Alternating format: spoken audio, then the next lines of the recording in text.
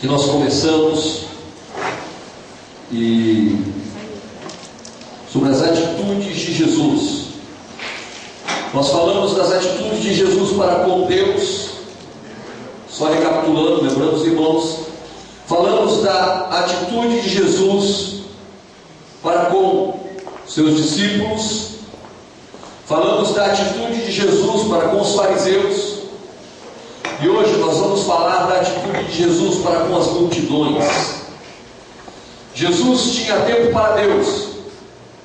Ele gastava tempo com Deus. Jesus tinha tempo para os seus discípulos. Ele estava continuamente ensinando, instruindo, orientando os seus discípulos. Jesus também tinha tempo para confrontar os fariseus. Ele estava se posicionando contra os ataques diários praticamente dos fariseus. Mas Jesus nunca deixou de ter tempo para as multidões. Jesus nunca deixou de investir nas multidões. Jesus não perdia as oportunidades. Jesus não descartava ninguém. Ele não fazia seleção de pessoas, escolhendo os melhores e excluindo os piores. Até para os fariseus que desejavam conhecê-lo de verdade, ele teve tempo. Um destes fariseus foi Nicodemos, que chegou a Jesus na calada da noite, escondido, com medo de ser reconhecido pelos outros, mas queria saber o que ele fazia para nascer de novo. Jesus teve tempo para ele. Jesus ministrou este homem. Jesus instruiu a Nicodemos, porque afinal de contas ele queria alcançar a todos. Jesus tinha a preocupação de alcançar as multidões. Tanto é verdade que João capítulo 1 versículo 12 diz que todos quantos o receberam, deu-lhes o poder de serem feitos filhos de Deus, a saber os que creem no seu nome. Ou seja, Jesus estava disposto a abraçar todos aqueles que estavam desejando a sua presença. Da mesma forma, somos chamados para alcançar as multidões. Não podemos nos omitir diante de tanto clamor, diante de nós, diante das pessoas que estão à nossa volta, diante das pessoas que estão necessitando de uma manifestação da presença do Senhor. Mas como o apóstolo Paulo já havia dito em Romanos, como crerão naquele de quem não ouviram? E como ouvirão, se não há quem pregue? E se sabemos que devemos pregar, precisamos saber como fazer isso. Jesus, com as suas atitudes, com a sua postura, com a maneira como ele se comporta com as multidões, ele nos mostra como podemos alcançar a todos. Jesus tem algumas atitudes que realmente causam impacto. E a primeira das atitudes que eu gostaria de destacar com vocês é que Jesus remove as barreiras para alcançar as multidões. Existem barreiras para que nós possamos alcançar os perdidos. Precisamos remover essas barreiras. João capítulo 4, versículo 9 nos mostra como Jesus faz para remover essas barreiras. Quando ele tem aquele diálogo com a mulher samaritana, aquela mulher que é discriminada até mesmo dentre os samaritanos, vai buscar água junto ao poço. Jesus observa a atitude daquela mulher. Jesus pede para aquela mulher para lhe dar água. Jesus começa a travar um diálogo com aquela mulher. Jesus apresenta uma possibilidade para aquela mulher. E ela vai dizer assim: como, sendo tu judeu, me pedes de beber a mim, que sou mulher samaritana? Porque os judeus não se comunicavam com os samaritanos. Como você, sendo um judeu, se aproxima de mim, um samaritano? alcançar as multidões, é preciso remover as barreiras. Para alcançar as pessoas, precisamos remover as barreiras para nos aproximar dela, para nos chegarmos até ela, para alcançarmos essas pessoas. Sem essa remoção, não vamos alcançar aqueles que Jesus espera que alcancemos. Mas infelizmente hoje a igreja é um lugar preconceituoso, e muitas vezes abominamos o pecador com a mesma intensidade que abominamos o pecado. Não podemos confundir as coisas. Deus detesta o pecado, mas ama o pecador. Da mesma forma, nós precisamos ter uma postura com relação a isso. Por mais que o pecado ofenda a Deus, por mais que o pecado possa te escandalizar, por mais que o pecado possa ser algo que choque você, isso não nos dá o direito de julgarmos o pecador. Temos que amar o pecador, temos que nos aproximar dele. Se rotularmos os pecadores, não vamos ter como alcançá-los. Mas se removermos as barreiras, nós vamos ter condições de alcançar aquelas pessoas que precisam da graça de Jesus. Jesus fez isso com a samaritana. Ele se aproxima daquela mulher e ele começa a travar um diálogo. E se você observar o texto, você vai observar algumas atitudes que Jesus fez. Jesus, ele em primeiro lugar, ele toma a iniciativa de aproximar-se. Não espere, meu irmão e minha irmã, que as pessoas cheguem até você. Não espere que uma pessoa necessitada, que uma pessoa faminta, que uma pessoa sedenta, que uma pessoa que está em pecado, ela vai se aproximar, porque isso é raro. É você que tem que ir na direção dessas pessoas. É você que tem que identificar essas pessoas, ir até elas, se aproximar delas. Foi o que Jesus fez. Jesus, olhando aquela mulher, servindo, pegando água no poço, ele vai dizer: dá-me de beber. Dá-me de beber. Jesus trava ali o diálogo, ele inicia o diálogo. Ele está preocupado com aquela mulher, com a vida que aquela mulher tem, com as escolhas erradas que ela fez. Mas se Jesus não começa a conversar com ela, ela jamais vai começar a conversar com Jesus, porque os samaritanos eram recriminados, e Jesus, sendo judeu, tinha que tomar a iniciativa. Meus irmãos, nós ficamos esperando, e a pergunta é: esperando o quê? O que nós estamos esperando? Jesus não esperou, ele foi em direção a ela. Mas Jesus desperta o vazio que existe naquela mulher. Muitas vezes nos frustramos porque nós chegamos até a pessoa, conseguimos romper essa barreira, mas não conseguimos despertar o vazio. Meu irmão e minha irmã, você somente vai preencher o vazio de uma pessoa se ela souber que está vazia, se ela souber que tem um vazio dentro dela.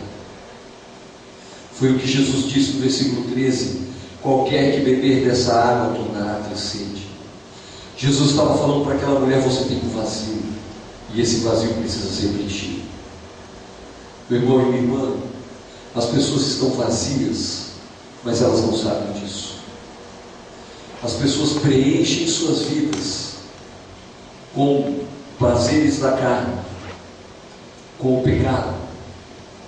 Preenchem suas vidas com coisas erradas que jamais as saciam. Por mais que elas façam, elas não estão satisfeitas. Mas se você não mostra o vazio na vida dessa pessoa, ela não vai ter a disposição de mudar de vida. Você só pode alcançar aquelas pessoas que realmente percebem o vazio que existe dentro delas. Mas uma coisa que nós precisamos entender é que sem Jesus somos vazios. Não há nada que preencha o ser humano que não Jesus. Mas as pessoas não sabem disso. As pessoas acham que estão plenas. Elas acham que estão repletas, porque elas não param para refletir na sua vida.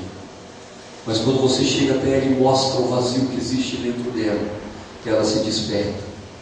E o vazio preenchido pode transformar não apenas a sua vida, mas uma outra grande multidão.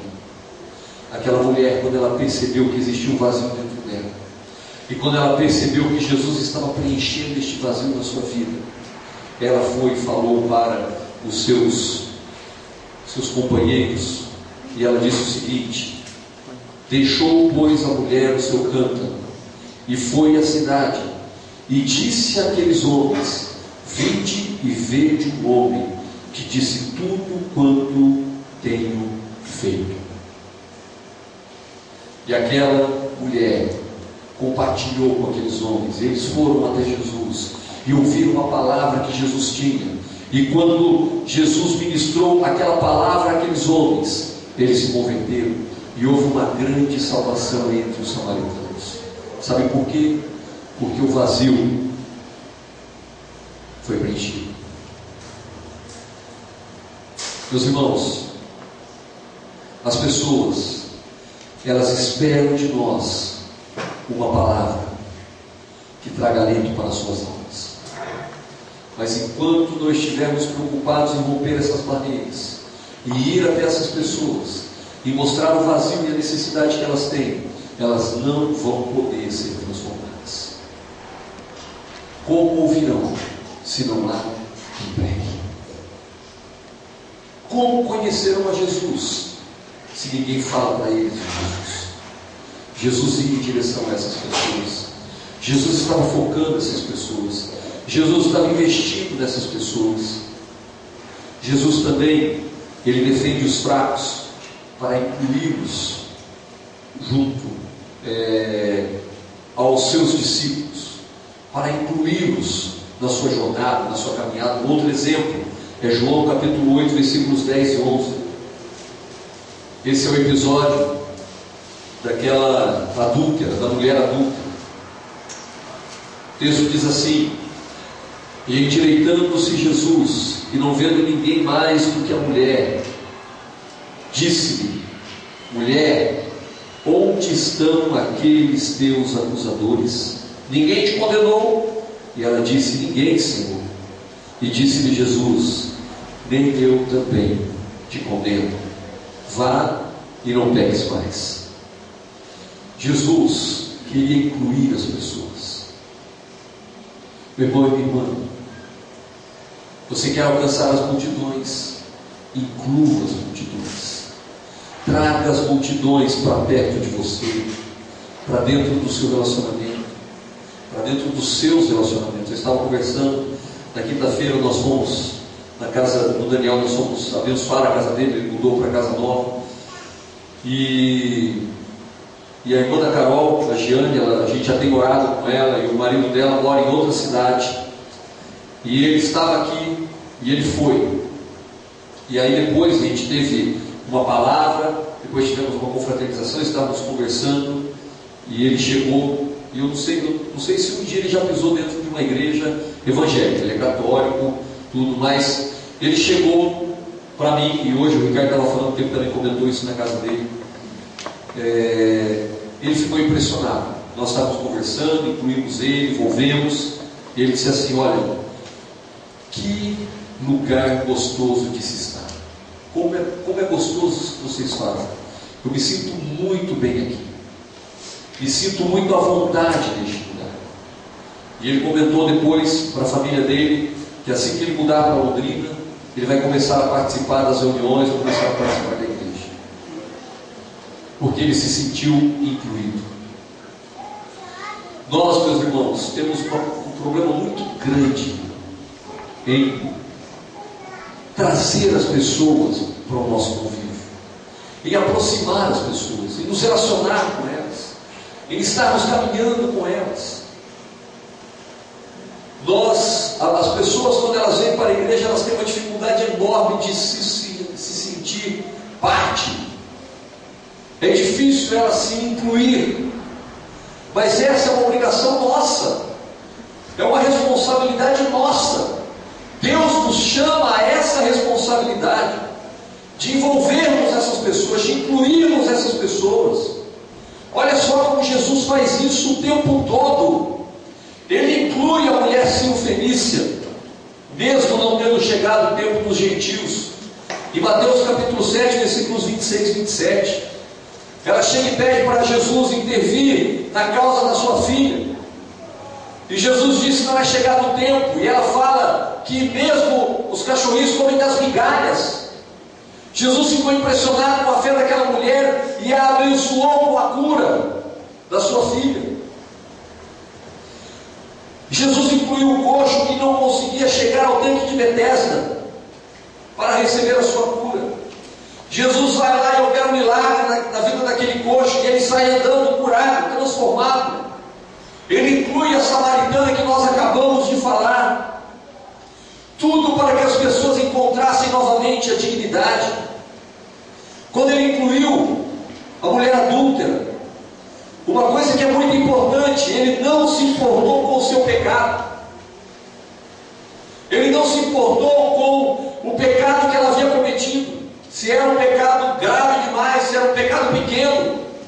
Ele, inclinando-se, escrevia na terra, enquanto os outros estavam rotulando, enquanto os outros queriam apedrejá-la, Jesus escrevia na terra, mas não a condenava pelo tamanho do seu pecado, pela grandeza do seu pecado, porque Jesus não se importa se você comete um grande ou um pequeno pecado. É interessante que Jesus enquadra todos no que diz respeito ao pecado. Ele nivela todo mundo, porque ele chega para aqueles homens e diz assim: aquele que está sem pecado, atire a primeira pedra. E ali Jesus estava incluindo o mentiroso, estava incluindo o fofoqueiro, estava incluindo talvez o que difamava, estava incluindo todos eles, aquele que fazia coisas em oculto, estava incluindo no mesmo nível da mulher. Porque Paulo diz em Romanos que todos pecaram e carecem da glória de Deus. Então, meu irmão e minha irmã, se você quer incluir as pessoas, você precisa entender que não existe pecadão e pecadinho, mas temos que alcançá-las, temos que trazê-las como elas estão, temos que entender que Jesus perdoa o pecado, independente do tamanho deste pecado. Mas infelizmente, quando o pecado é muito grande para os nossos padrões, nós excluímos, nós afastamos, nós colocamos de lado, nós rotulamos. Não podemos fazer isso. Somos iguais perante Deus. E o meu pecado não é diferente do seu pecado, porque ambos os pecados levaram ele para a cruz. Mas infelizmente, nós continuamos rotulando as pessoas e escolhendo quem merece ser incluído ou não. Mas é interessante que Jesus ele afasta os acusadores antes de conversar com aquela mulher.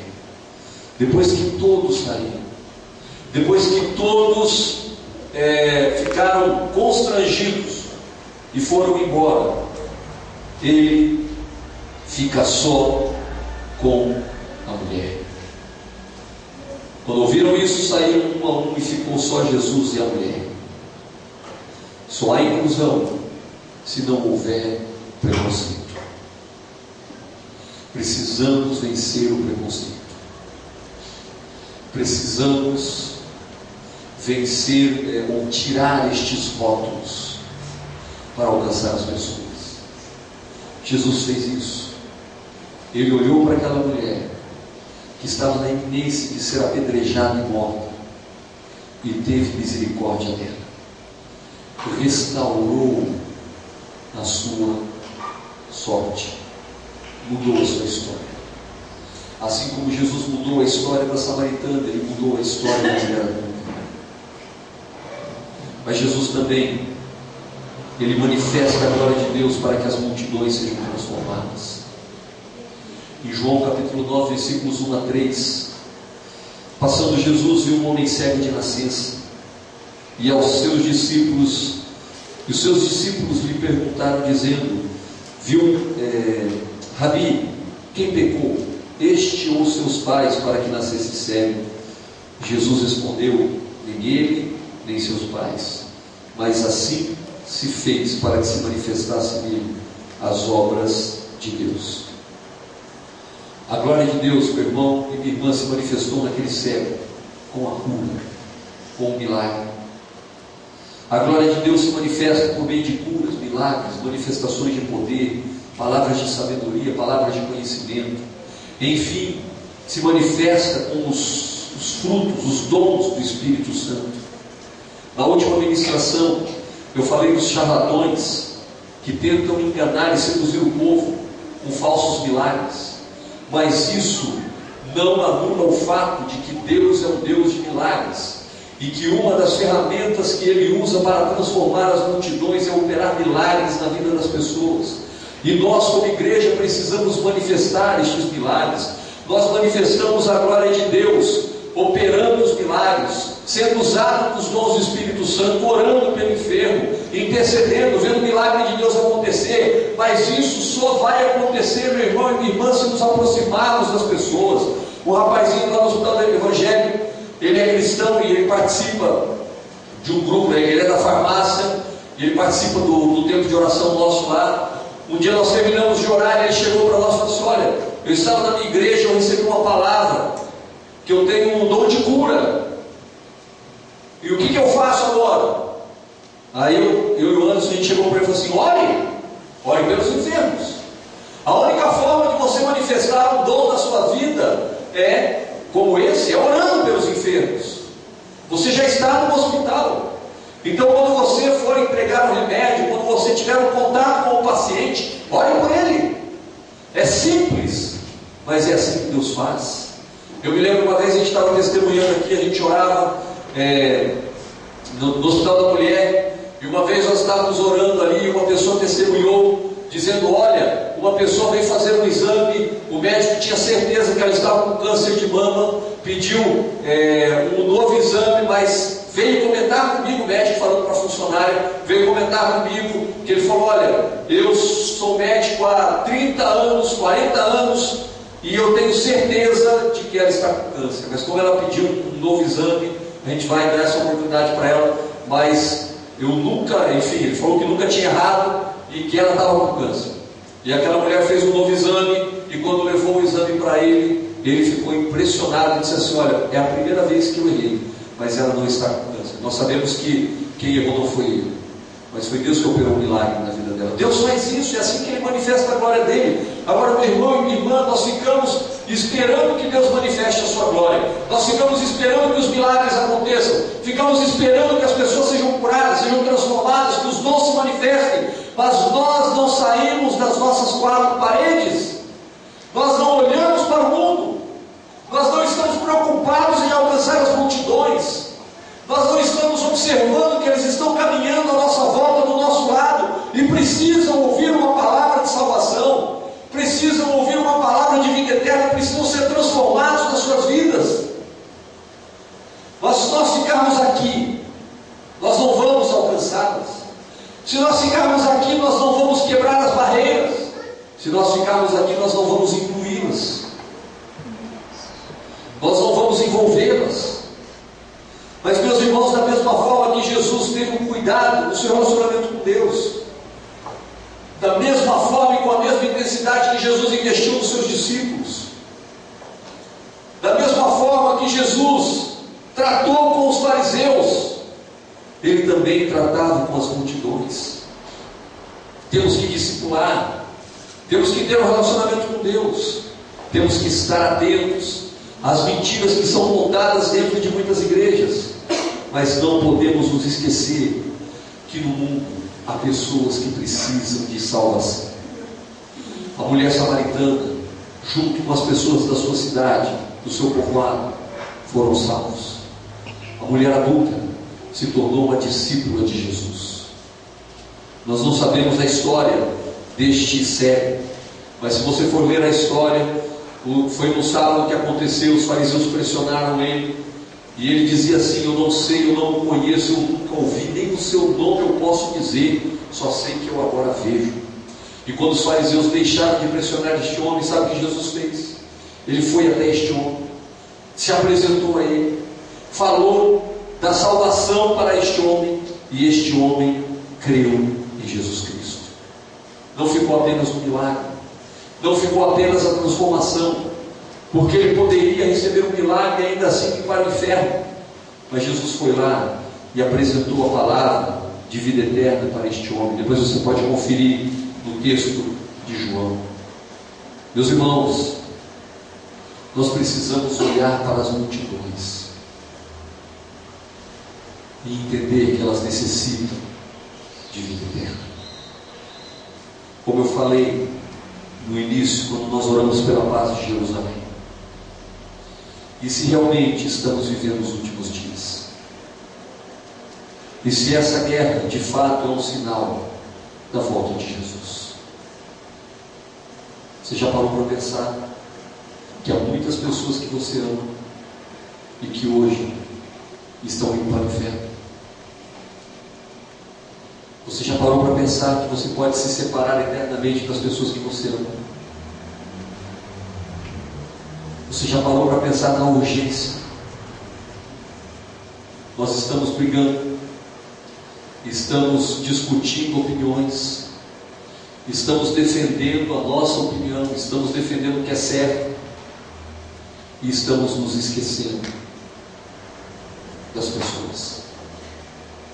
Estamos esquecendo dos nossos amigos, estamos nos esquecendo dos nossos parentes, estamos nos esquecendo das pessoas que estão à nossa volta, estamos nos esquecendo que essas pessoas estão indo a passos largos para o inferno. Meu irmão e minha irmã, não é bom que essas coisas sejam assim. Precisamos abrir os nossos olhos, precisamos ir na direção dessas pessoas. Nós estamos terminando aqui mais uma série de estudos.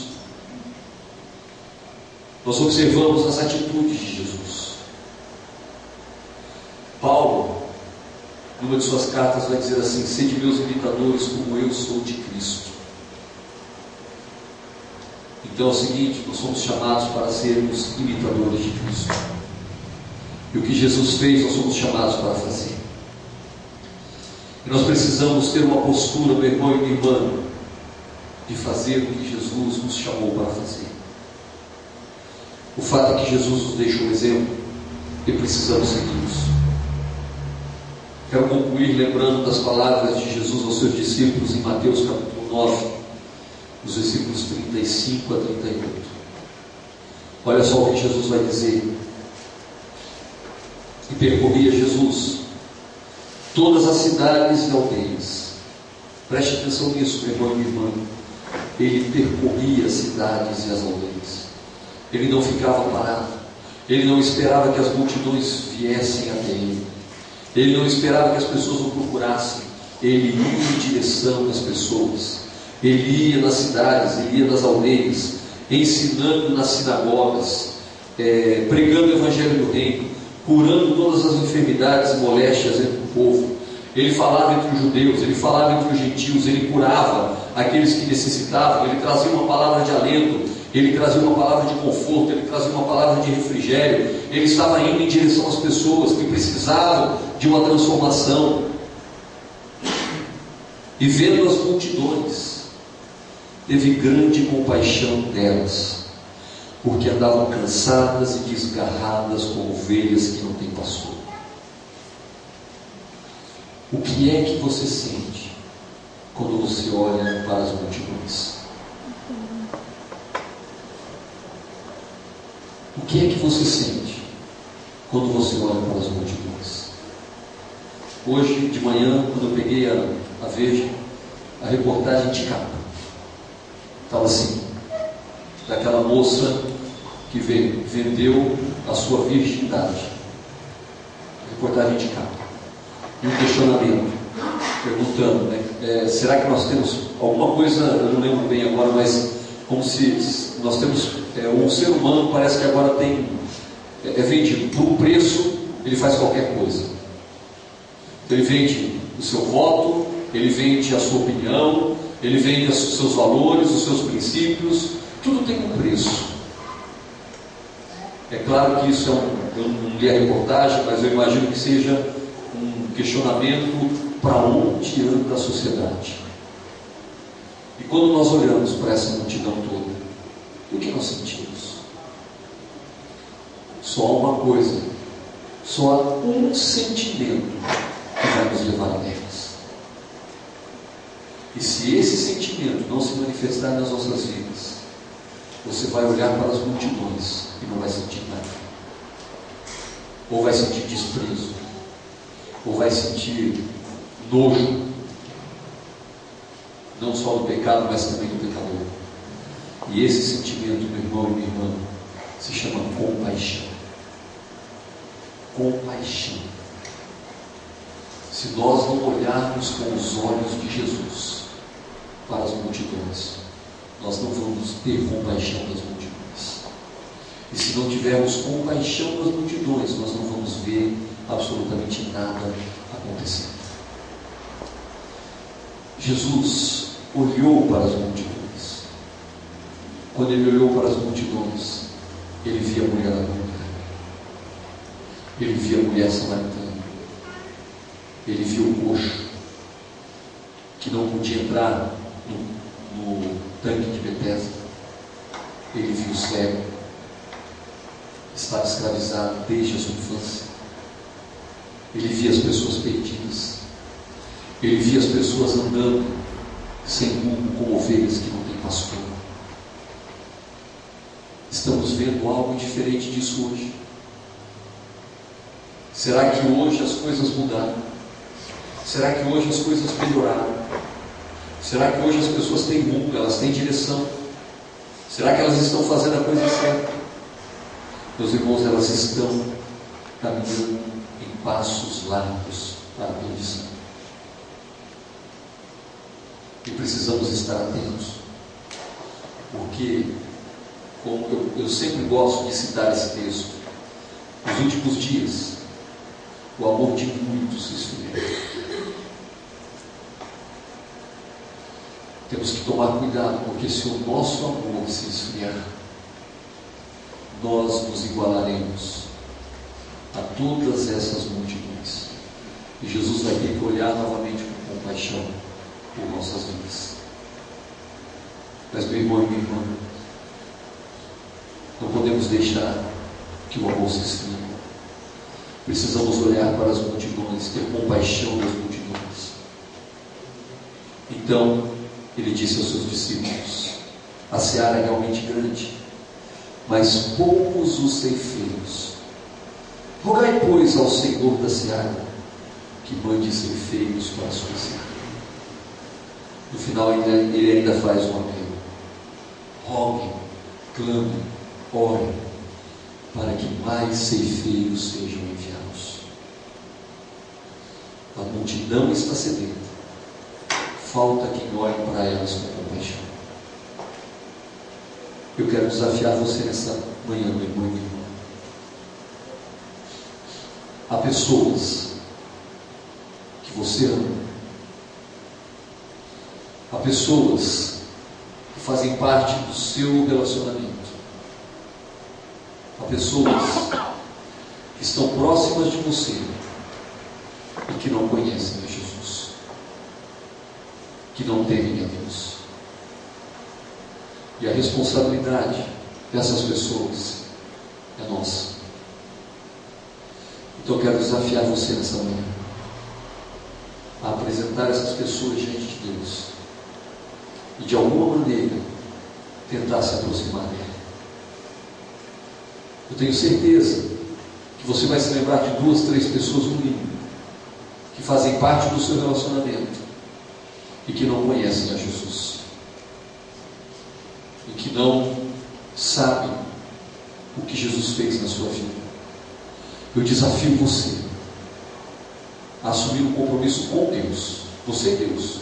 Não vou pedir que você faça compromisso nenhum comigo, mas eu desafio você a começar a colocar essas pessoas diante de Deus, a orar por elas, convidar essas pessoas para fazer parte da sua vida, do seu relacionamento, a estar caminhando com você.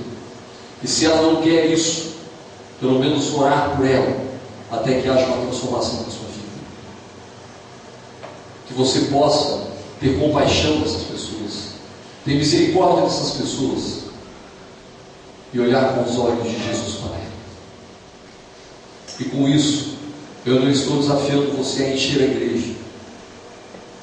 Nunca foi o nosso objetivo. Mas um objetivo que eu não posso de maneira nenhuma esconder é que precisamos povoar o céu. Não precisamos encher a igreja, mas precisamos encher o céu.